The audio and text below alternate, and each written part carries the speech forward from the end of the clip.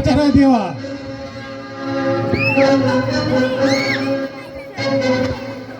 ఆచార్య దేవ, ఏమంటివి జాతి నిబొమ్మన సూత సుదున కింద నిలువ నర్హత లేదందువా? ఎంత మాట! ఇది క్షాత్ర పరీక్షయే గాని క్షత్రియ పరీక్ష కాకూడదు. ఇది కుల పరీక్షయే అందువా? నీ తండ్రి భరద్వాజని జననం ఎట్టిది, అతి జుగుప్సాకరమైన నీ సంభవం ఎట్టిది.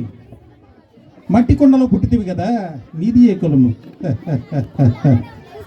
ఇంత ఏలా అస్మత్ పితామహుడు కురుకుల వృద్ధుడైన ఈ శాంతనవుడు శివసముద్రుని భార్యకు గంగాగర్భమునందు జనించలేదా? ఈయనది ఏ కులము?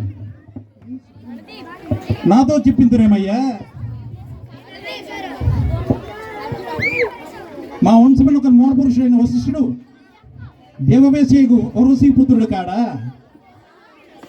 అతను పంచమ జాతి కన్య అయిన అరుంధతి ఎందు శక్తిని, ఆ శక్తి చండాలాంగుని ఎందు పరాశరుని, ఆ పరాశరుడు పల్లెపడిచి అయిన మత్స్యగంధి యొక్క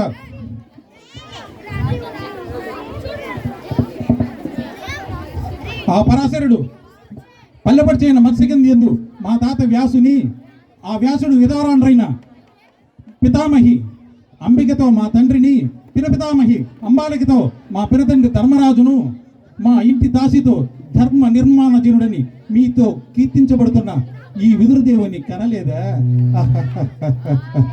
సందర్భాన సావరణను బట్టి క్షేత్రబీజ ప్రాధాన్యముతో సంకరమైన మా కురువంశము ఏనాడో కులహీనమైనది.